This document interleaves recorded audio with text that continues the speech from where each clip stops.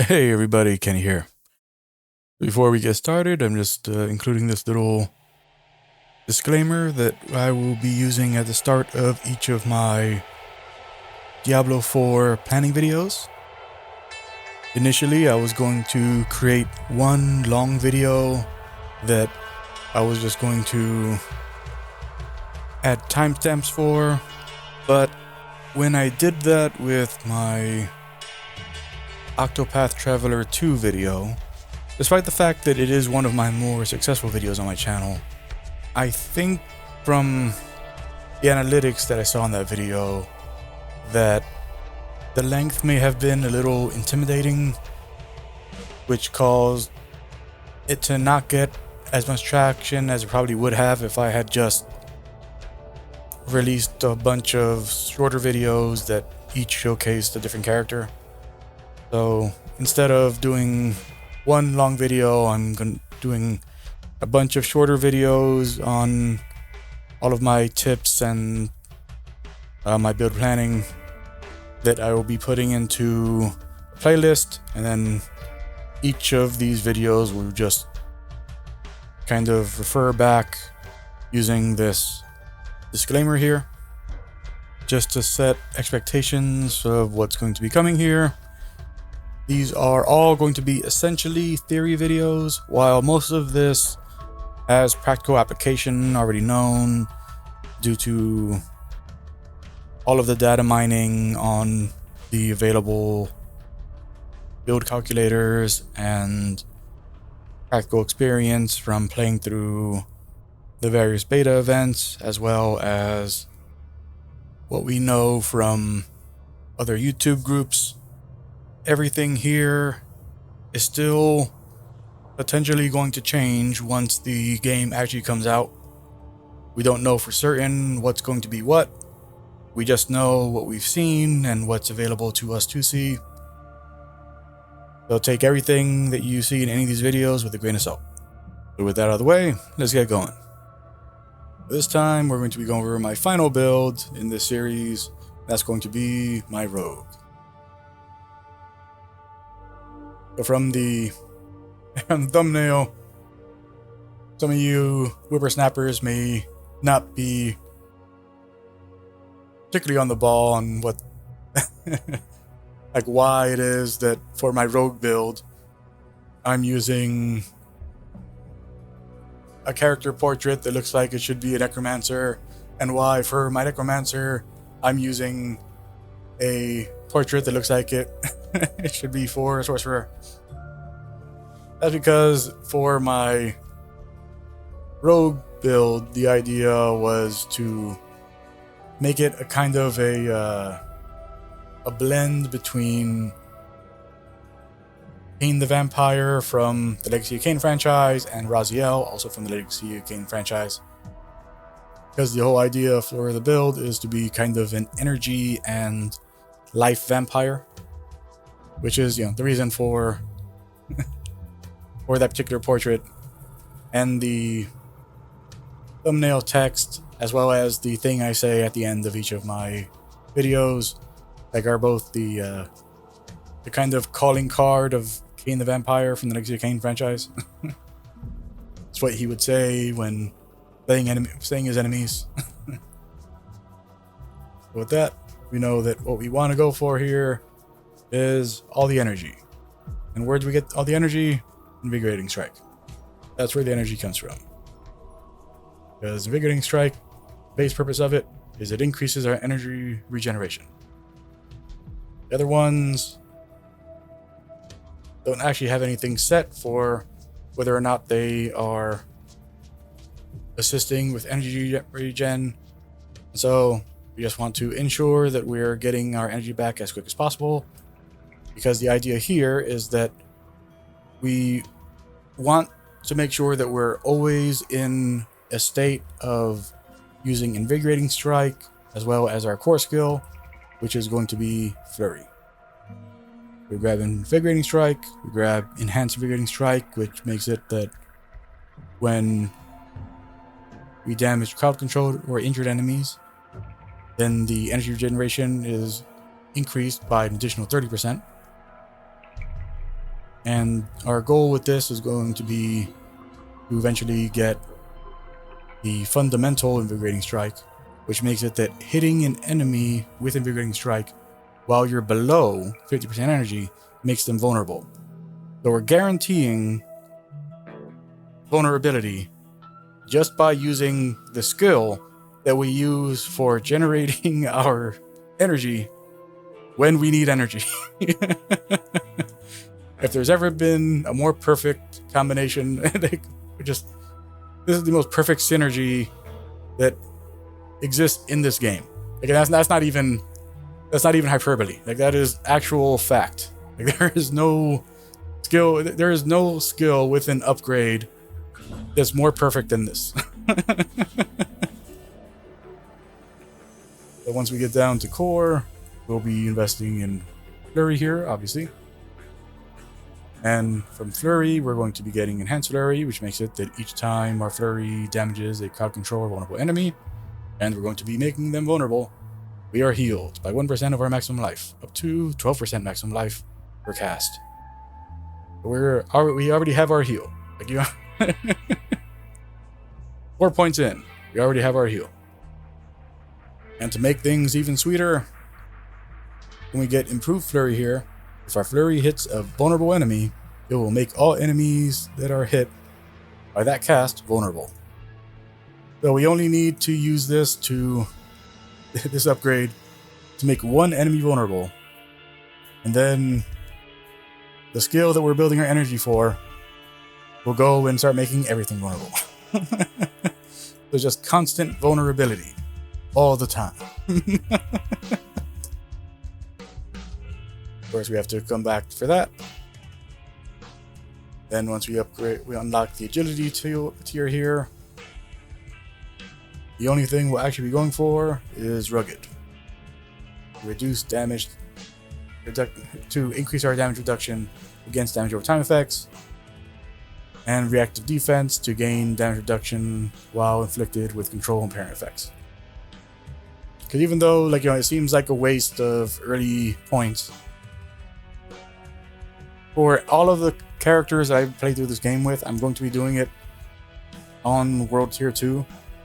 So it doesn't make sense not to start working on your defenses as early as possible. Once we unlock Subterfuge tier here, we're going to be grabbing Concealment. Concealment makes us invisible for a certain amount of time and also makes us unstoppable, meaning that we can just walk through enemies without having to worry about collision. And it grants us a bonus to our speed, which means that we can just, even when we're just running around, we can use just to give ourselves a temporary speed increase. And from Concealment, we'll be grabbing Enhanced Stealth, which grants us energy once we enter Concealment. And Subverting Stealth, which makes it... Sorry, not Subverting Stealth. Countering Stealth, which makes it that any skill that breaks Concealment will always be a guaranteed critical strike. Why this path, right? But here's a thing about the way Diablo 4 works. Now maybe someday this won't be the case, but as of the build that I played in beta and during the server stam event, when you use Flurry, which attacks 4 times, every single hit counts as 1 attack. Even though the lucky hit chance is terrible with this, we're not focusing on lucky hit chance here. Even though the lucky hit chance is terrible, what this does for us is it makes it that if we were to crit with Flurry, every single hit from Flurry would crit. If we were to overpower with Flurry, every single hit from Flurry would overpower. If we were to critically overpower, then with Flurry, every single hit from Flurry would critically overpower. It is nonsense. And obviously we'd be going for, with the Rogue, they have 3 different options that they can take for their kind of class mechanic. Like one of them like applies a mark, and like I wasn't a fan of that one. Like I'm pretty sure like that's one you'd want to pick if you were doing like bows or something. But like when you're doing a build where you're hitting a lot, definitely want to take combo points, because it makes it that for each combo point you have, you deal more damage. We have a damage bonus and an attack speed bonus from our combo points that we're gaining from using our Invigorating Strike, and we're always swapping off between Invigorating Strike and Flurry, because we're using Flurry until we're out of energy, and then we're using Invigorating Strike until we have gained enough energy to use Flurry again. We're never going for capping out our energy. Like our goal is to always be below 50% energy, to always be using Flurry and Invigorating Strike, to be in that balance at all times, so that every attack we do is always causing vulnerability. Every vulnerability we're causing is causing us to heal. This is this is the intent of the build. And so with this, we're making it that occasionally, we pop our concealment and use our countering strike stealth upgrade to immediately just pop off a big flurry crit. And while we're here, we'll be grabbing 1 point in agile here, which increases our dodge which makes it that using a cooldown like concealment, and actually that's the only cooldown skill we're using, well at this point, only cooldown skill we're using, will increase our dodge chance. But the main reason we grab this is so we can grab this. Mending Obscurity. While stealthed, you heal for 3% of your maximum life per second. So when we use concealment, like if we're kind of low on health, then we'll just heal 9% of our life over 4 seconds. Well, we'll heal 9% of our life per second over 4 seconds. So a very nice utility heal that we can use. And grabbing those gives us access to the imbuements. And the imbuements are skills that add a damage type to our rogue. And so the ones I'll be going for are Shadow and Poison. The reason that I'm going with those and not with Cold is that I tried thinking of if Kane ever did anything, or Raziel ever did anything that kind of seemed like they dealt damage with ice in any way, and I couldn't think of anything. And so Shadow and Poison are just more in line with the stuff that they did do, and that's why we're not using Cold specifically for theming.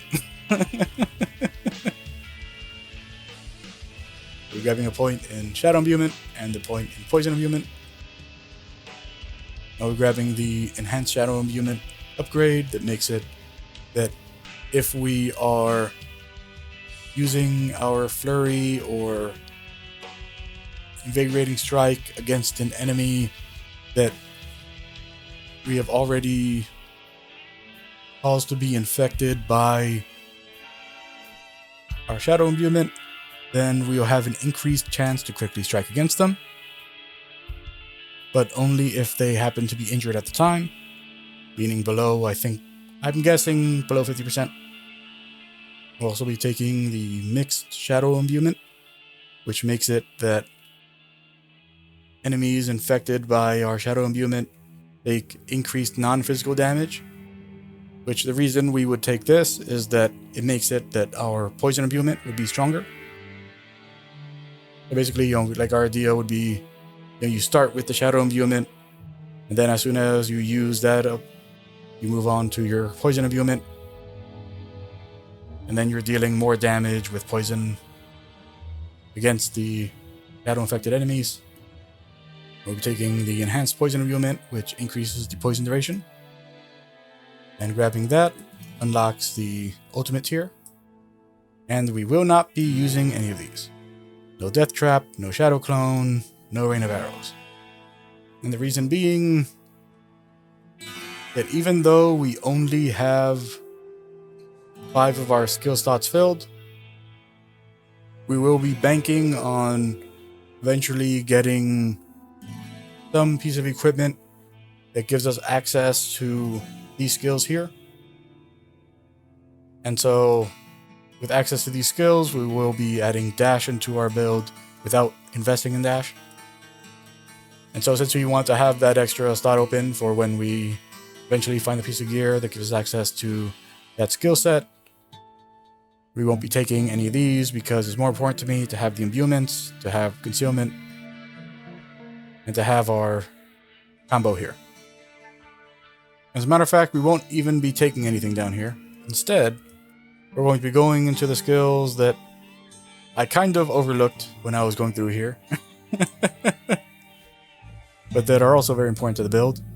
And that is going for Sturdy, which gives us increased damage reduction against enemies that are close to us.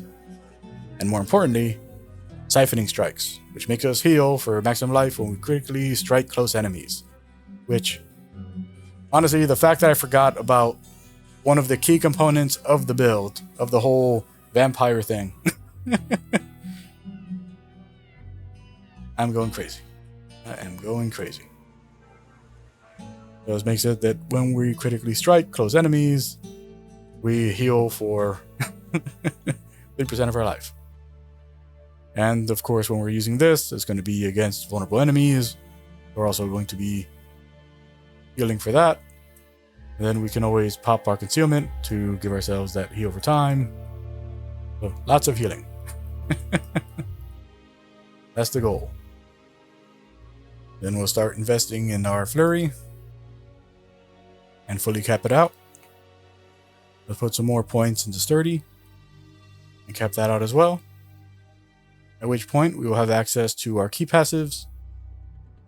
And the key passive that we're going for is Victimize, which is a lucky hit that when dealing direct damage to a vulnerable enemy has a 30% chance to cause an explosion, dealing 23% of the original damage to them and surrounding enemies. As with all of my builds, once we reach this point is where I will stop focusing on this build and we'll just start fully refunding everything and trying out different builds of every type until I'm certain that I'm on the path that I think is the best for my personal enjoyment. And once I'm sure that's the case, that is when we'll move into the finalized build. And if you've seen my other build videos where I've gotten to this point, you'll notice that there's something weird there in the renown field, and I don't know what to tell you. I have no idea why it is that when you go all the way with a rogue build, the renown has a half point instead of a full point. I don't know. I'm not sure what happened there. It's there. I don't know how to get rid of it. What can you do? So with the full build, we're going in and fully investing in Vigorate. Got our Sturdy and Siphoning Strikes all the way. Very maxed out. Rugged 2 points with 3 points in reactive defense to have that increased damage while fighting enemies with control and impairing effects. Fully invested in concealment. Still only the 1 point in agile and full points in mending obscurity. Full investment in shadow imbuement and poison imbuement, as well as grabbing the upgrades that give it the increased duration and make it that our critical strikes with poison imbued skills deal 75% increased poison damage, which on top of that increased damage from our shadow imbuement makes it that this is something that, will actually be, when when we proc this with our flurry, that's going to be crazy go nuts.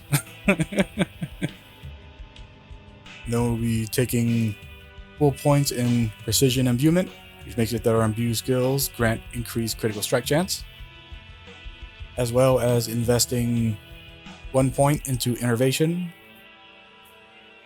Now, we don't actually want this lucky hit effect, since it gives us extra energy, which makes it that we potentially can go above 50% and ruin our our whole deal. But we need that in order to get to Alchemist Fortune, which makes it that our non-physical damage has an increased lucky hit chance. And we want that to be the case because of the fact that we are using Victimize, and Victimize is a lucky hit effect. So this 30% is like, because we already, like, we're using kind of like the worst skill in the game or a lucky hit, because, you know, this is 10% chance per hit, you know, and it hits 4 times. So this isn't a 40% chance. This is 10% per hit. So each hit, each of those 4 hits has a 10% chance.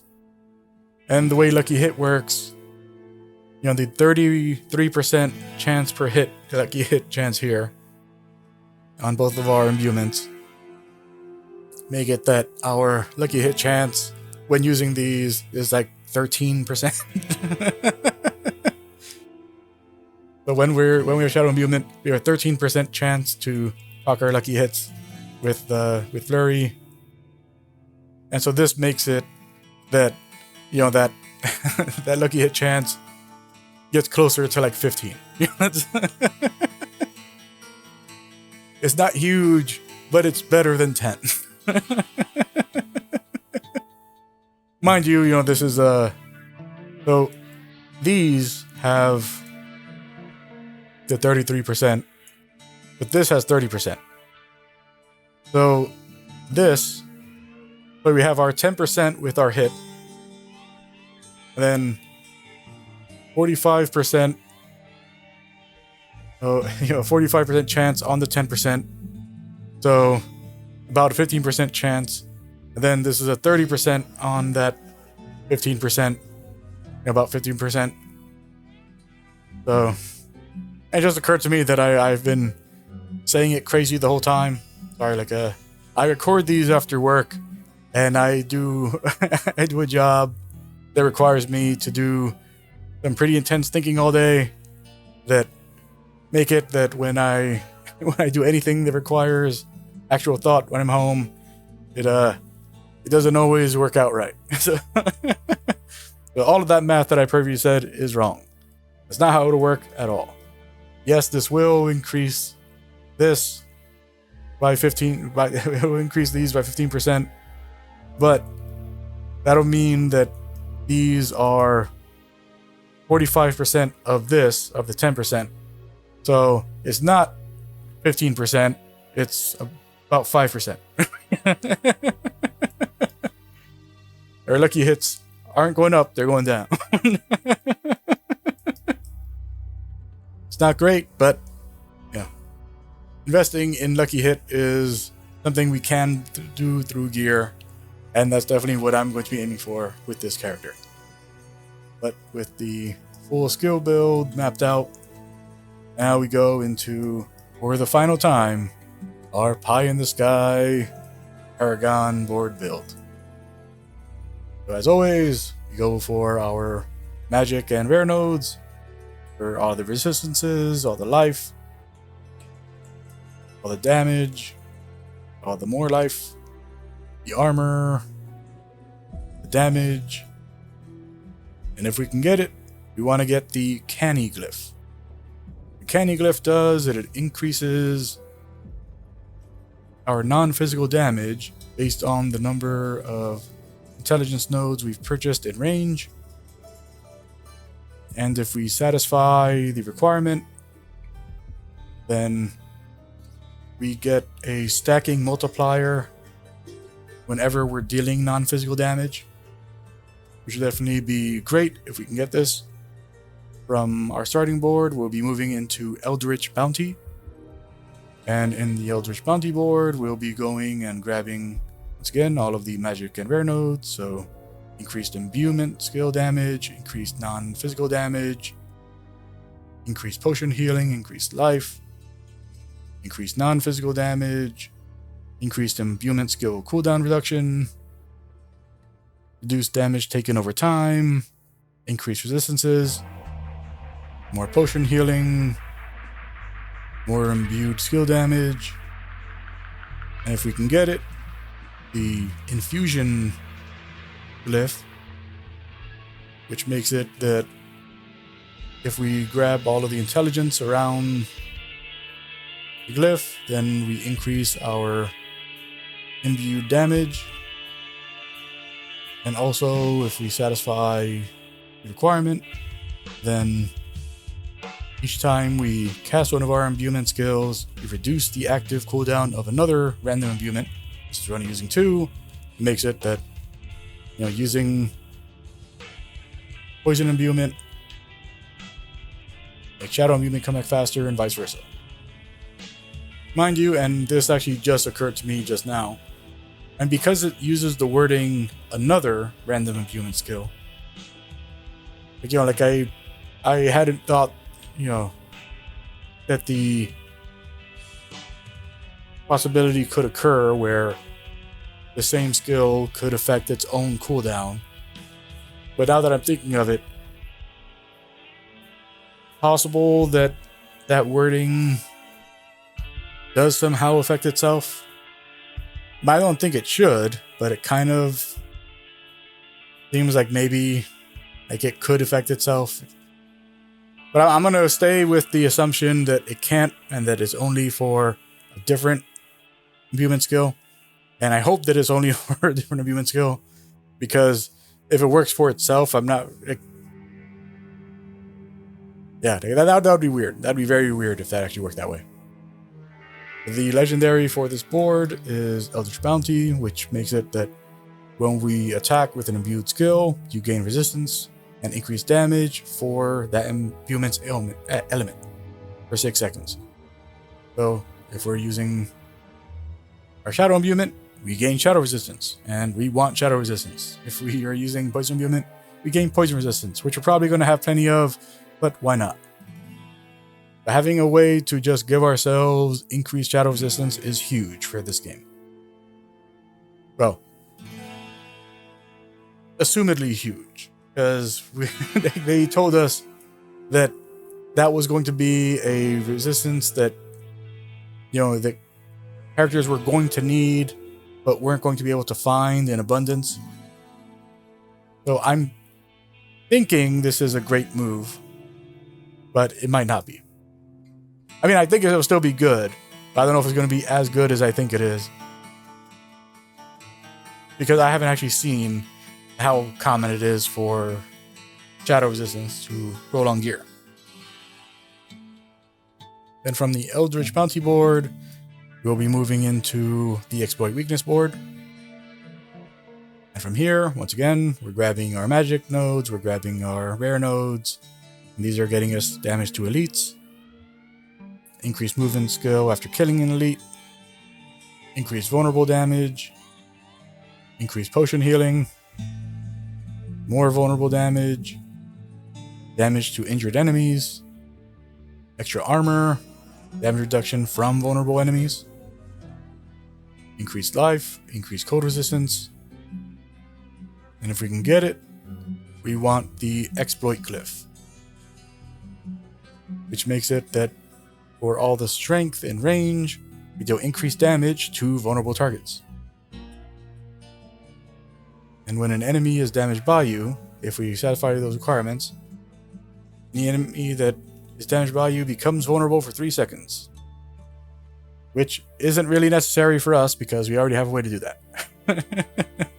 But maybe, if we want to try out something else, but we most likely won't, because we don't have any other real means of getting our energy up in the way this build is currently set. And the legendary for this is Exploit Weakness, which whenever we deal damage to a vulnerable enemy, they take a stacking multiplier over 6 seconds. Well, so they gain a stacking multiplier that lasts for 6 seconds. It multiplies our damage dealt during that time frame, which is a pretty good one. Yep, that is all of my builds. That's what I'm planning. Will any of it stick? Who knows? We'll find out soon. Well, not that soon really, but soon enough.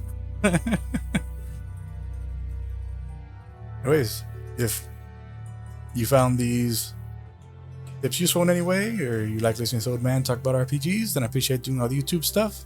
Like, comment, and subscribe. Until next time, Be Victus, Virus and Numeris, and bye.